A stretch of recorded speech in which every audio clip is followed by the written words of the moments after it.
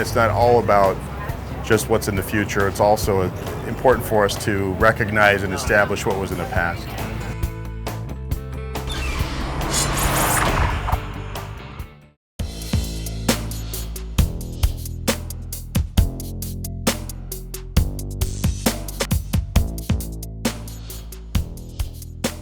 When we designed the Jeep Mighty FC concept, the idea was to not totally recreate the original Willys FC, but to recall that thing, but all in a very, very modern package. What we started with was honestly a Jeep Wrangler and moved the major components around on that, the cab up over the front wheel. We set up the front spindle with where you sit in the vehicle, just move you all the way forward, honestly, to get that driving sensation. It's crazy to drive. It's really different. But you know, when you climb up the hill, you're the Last thing over, and then when you go down a hill, it's almost like you bury the nose in and rise back up. It's the whole reason we built it, right? It's very, very important for us to do when we make one of these vehicles is it's got to work. We come out here to Moab, this is really the first time we test these things. It's got to be very, very robust.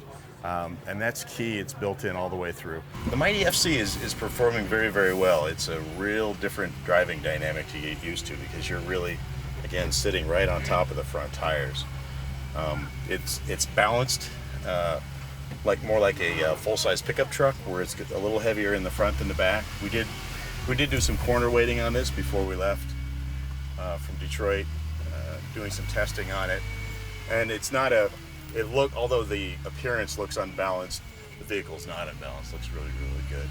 The interior ergonomics, to do a forward control, the steering wheel, to have that in a very natural, comfortable position when you get inside the FC, it's very much like, hey, I'm in a Wrangler, but there's no hood on the vehicle. But the steering wheel feels great. It's in the right position. It's not some crazy bus steering wheel. Real important to keep that in check. The seats, the plaid, it's actually a snowboard bag we cut up to get the plaid. And we left all the zippers and trimmings and all that. The whole exterior of the vehicle, we wanted to set it up sort of paramilitary, so that all plays into the colors of the vehicle, the tire selection, the wheel and the color of the wheel. But then you open the door on this thing and the interior is done in this red with plaid interior. It's very, very friendly and inviting on the interior, and it's not what you would expect when you see the exterior. The exterior is very austere and serious, and then the interior is very, very playful and fun, like a vehicle. And then the inside's so nice. Like, wow, what a cool thing.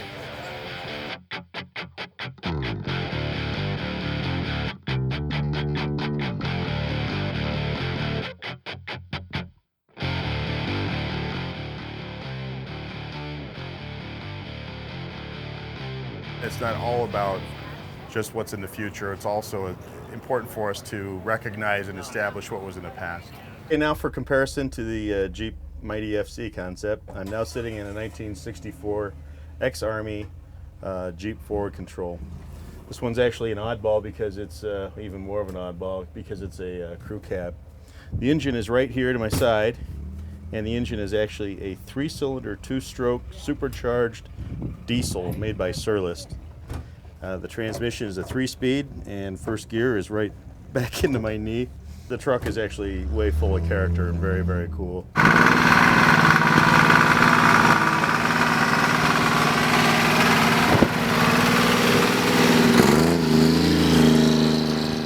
Although we work for a very, very large corporation and you would think there would be board meetings and all this stuff, really it's a few guys just saying, I want to build this because it's cool.